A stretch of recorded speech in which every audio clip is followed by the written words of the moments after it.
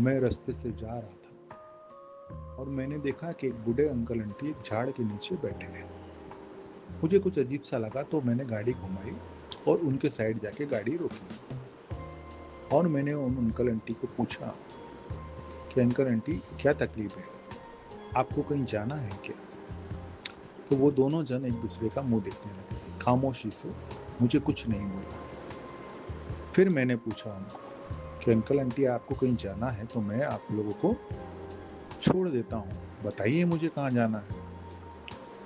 फिर भी उन दोनों ने एक दूसरे का मुंह देखते रहे पर मुझे कुछ नहीं बोला। फिर मैंने उनको गाड़ी में से पानी लाया, उनको पानी पिलाया। फिर उनके पास में थोड़ी देर बैठा और फिर मैंने उनको पूछा कि अंकल आंटी आपको कहीं जाना है क्या, आप मुझे बताइए तो मैं आपको जहाँ जाना है वहाँ मेरी गाड़ी में बिठा के आपको छोड़ देता हूँ।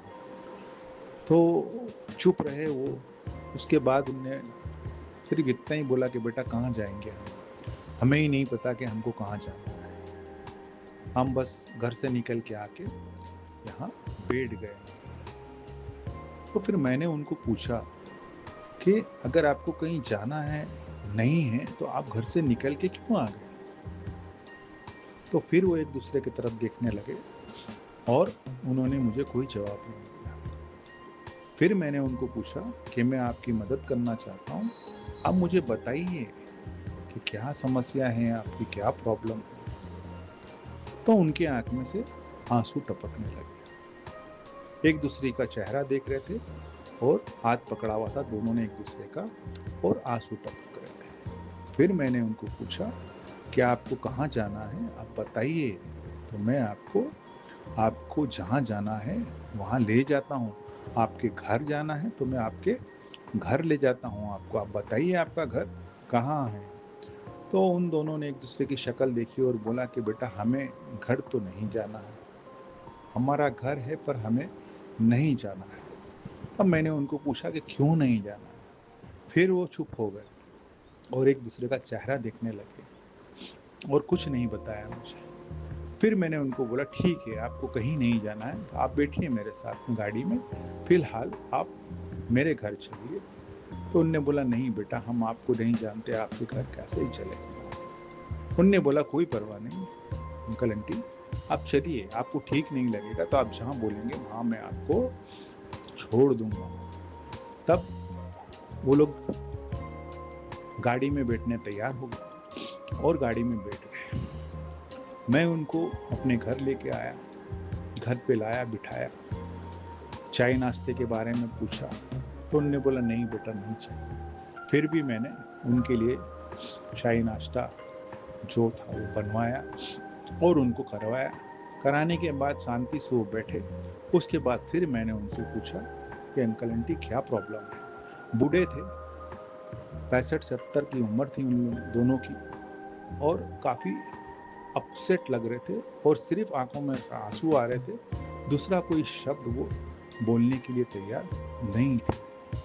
फिर मैंने उनको पूछा कि आपकी तकलीफ क्या है मुझे बताइए, अगर आपको कुछ दुख बीमारी है तो वो बताइए तो मैं आपको डॉक्टर के पास ले जाता हूँ, मैं वहाँ पे आके आपका इलाज करवाता हूँ। तो उनने बोला बेटा ऐसा कुछ नहीं है। तो फिर उसने पूछा कि आप लोगों के आँख में से आंसू आ रहे हैं लेकिन आप कुछ बोलने के लिए तैयार नहीं है मुझे बताने के लिए, अगर आप मुझे बताओगे तो मैं कोई आपके लिए रास्ता बनाऊंगा। बड़े सोचने के बाद समझने के बाद फिर उनने धीरे से बोला कि बेटा हम हमारे घर पे थे, हमारे 4 बेटे हैं और हम एक अच्छे परिवार से हैं, लेकिन हमें उस घर में अब अच्छा नहीं लगता।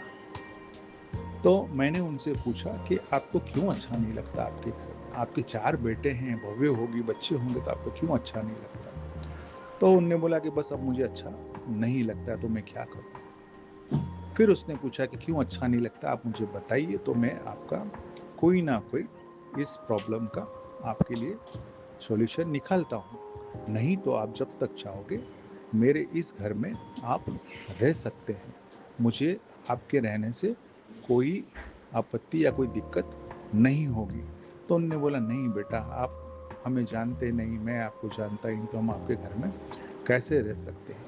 तो आप मुझे लेके आ गए, वही मेरे लिए बहुत, हमारे लिए इतना ही बहुत हो गया। लेकिन फिर वो पूछते हैं, लड़का उनको मैंने फिर उनसे पूछा कि आप बताइए कि आपको क्या समस्या है। फिर उन्होंने यही बोला कि हमारे घर में हमें जो चाहिए वो इज्जत नहीं मिल रही, वो इज्जत नहीं मिल रही। हमने हमारी पूरी जिंदगी हमारे बच्चों के लिए रात दिन उनको मेहनत करके पाल पोस के बड़ा करा। आज सब अच्छे कमाते हैं, सब कुछ अच्छा है, अच्छा मकान है, सब कुछ है, पैसे की कोई कमी नहीं है, लेकिन हमें जो चाहिए वो उस घर में हमें नहीं मिल रहा है। बड़ी अफसोस की बात थी मेरे लिए ये सुनने के लिए कि 4 बच्चे होने के बाद में उनको उनके घर में सुकून नहीं मिल रहा था। अब इन बूढ़े माँ बाप को वहाँ पे सुकून क्यों नहीं मिल रहा था, इसकी वजह मुझे जानना बहुत ही ज़रूरी था मेरे लिए, क्योंकि मैं बहुत ही सरप्राइज था कि 4 बच्चे होने के बाद एक माँ बाप को उनके घर में सुकून क्यों नहीं मिल रहा है ना। फिर मैंने उनको धीरे से पूछा कि क्या तकलीफ है। तो बोले बेटा, पहली बात तो ऐसा है कि जो हमारे बच्चों का अब हमारे साथ में जो बात करने का तरीका है ना, वो हमें पसंद नहीं है। वो बड़े रूडली हमसे बात करते हैं, बड़े चिल्ला के हमको बात करते हैं, हमको डांट देते हैं, हमको ये बोलते हैं कि आपको समझ में नहीं आता, जाके बैठिए आप, बीच बीच में आप क्या बोल रहे हैं, आप बीच बीच में क्यों घूमते रहते हैं, जहाँ भी देखो वहाँ घूमते रहते हो, आप एक जगह बैठिए, आपको क्या चाहिए बोलिए, हम आपको वहाँ दे देंगे। तो इस तरह का बर्ताव हमें वहाँ पे नहीं जमता है।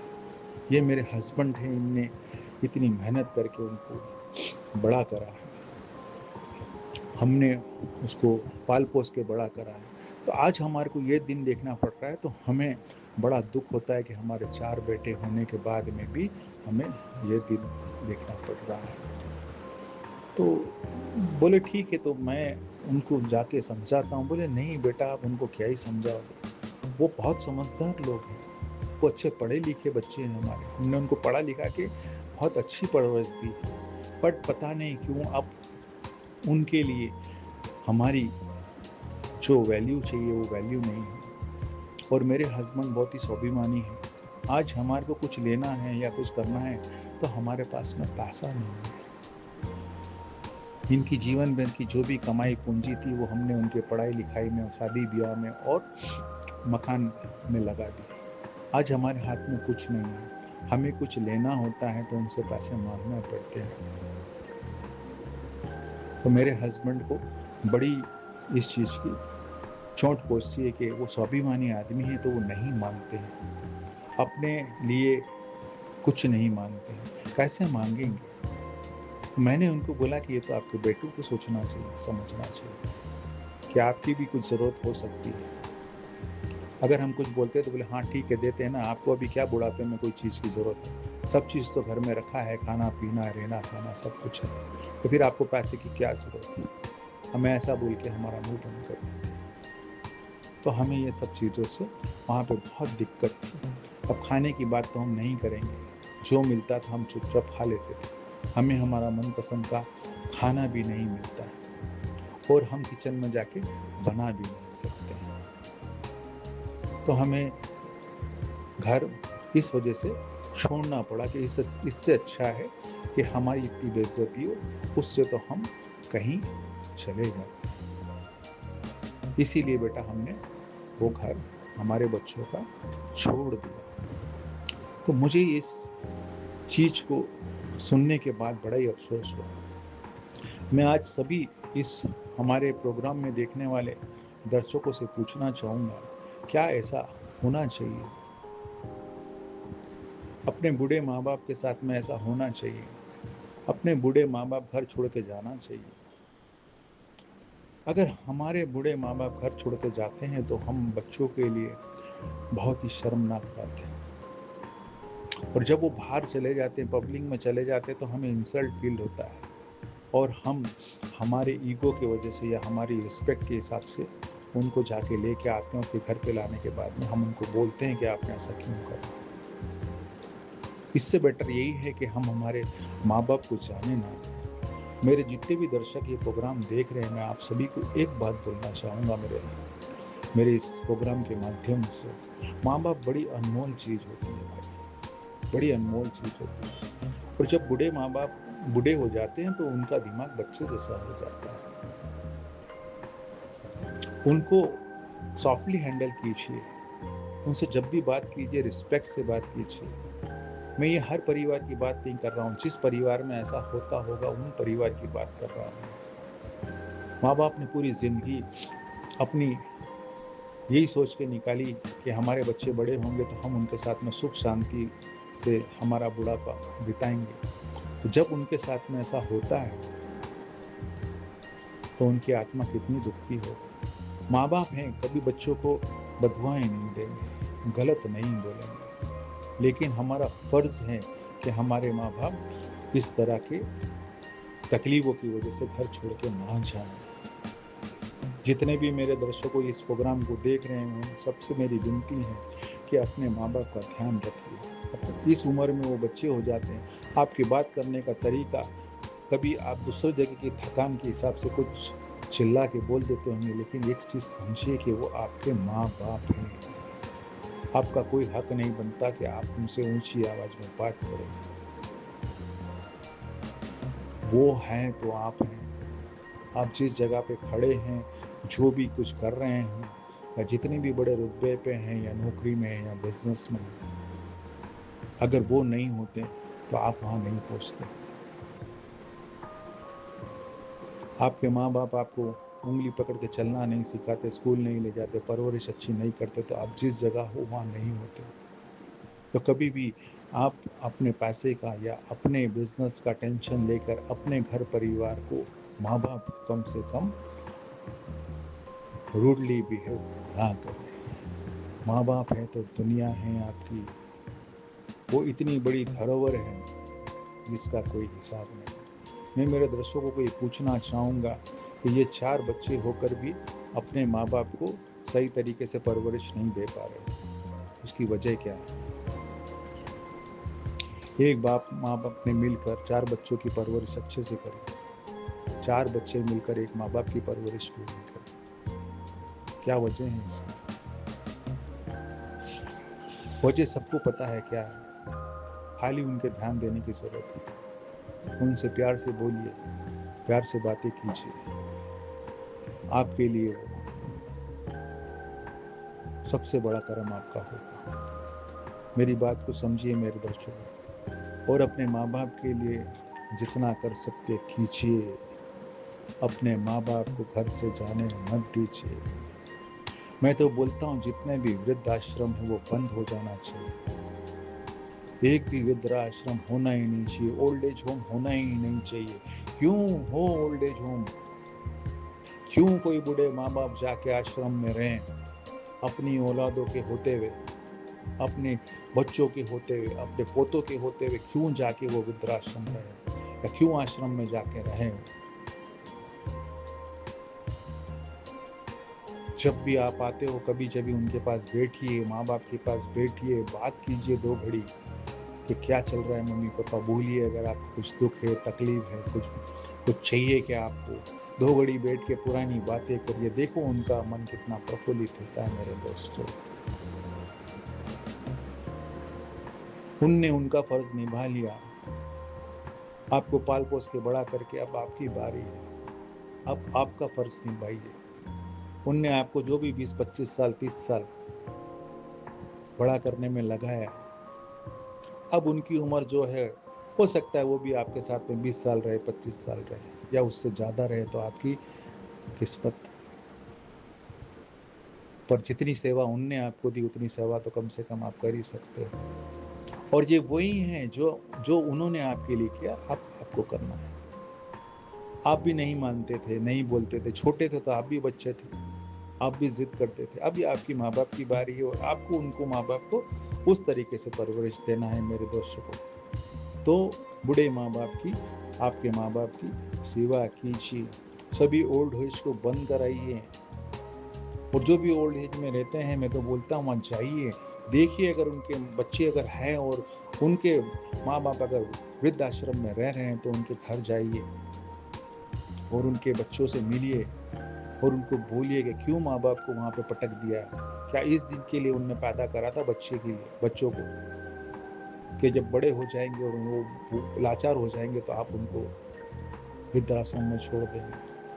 ये बहुत ही गलत बात है मेरे दोस्तों। इस प्रोग्राम के माध्यम से मैं सभी दर्शकों को कहना चाहूँगा कि अपने माँ बाप, जिनके पास भी माँ बाप है, और आपको जहाँ दिखता है कि इस तरह की चीज़ें हो रही है या घट रही है, आपके कानों तक ये बात पहुँचती है मेरे दर्शकों, तो चाहिए उस घर में जाके उन परिवार को समझाइए कि माँ बाप क्या होते हैं। वो माँ बाप आए दुनिया में तब तुम आए, वो हैं तो आप इस सब चीज़ों का ध्यान रखिए, अपने माँ बाप की छोटी सी छोटी चीज़ों का ध्यान रखिए। और एक चीज़ है, मैं आपको सबको आज बताना चाहूँगा कि आपके माँ बाप भले ही आपके पास रह रहे हैं, आप 2 छोकरे हो, 3 छोकरे हो, 1 छोकरा साथ में रह रहे हैं या 2 छोकरे बाहर रह रहे हैं, कहीं पे भी रह रहे हैं, आप सभी छोकरे, अगर 3 छोकरे हैं तो हर छोकरा अपने माँ बाप को उनके लिए खर्चा उनके हाथ में देगा। उनको ज़रूरत पड़ेगी कि नहीं पड़ेगी वो आपको नहीं देना है। कम से कम कुछ नहीं तो 5-5 हज़ार रुपये आपके माँ बाप के हाथ में हर महीने रखिए, बिना उनके मांगे रखिए। वो पैसा आप ही के काम लगने वाला है, वो कोई फजूल खर्च नहीं करने वाले हैं। तो ये मेरी सभी मेरे दर्शकों को सलाह है कि अपने माँ बाप भले अपने पास रहे पर उनके खर्चे के लिए पैसे उनको बिना मांगे आप उनके हाथ में रखिए। आपका जो बाप होता है ना, वो बाप बड़ा स्वाभिमान होता है, वो हाथ फैलाना नहीं चाहेगा बच्चों के सामने। आप इस बात को मेरी समझिए। तो उसके स्वाभिमान को हमेशा बरकरार रखिए। और जो मैंने बताया, अगर कर सकते हो तो सभी बच्चे अपने माँ बाप को अपने सैलरी में से जो उनसे बन पाए 5,000, 2,000, 10,000 वो उनके हाथ में रखिए। वो क्या ही करेंगे इस बुढ़ापे में इस पैसे, पर उनके पास रहेगा तो कभी कुछ ऐसी तकलीफ आई तो वो आप ही के काम आएगा। तो आज के लिए इतना ही है ना।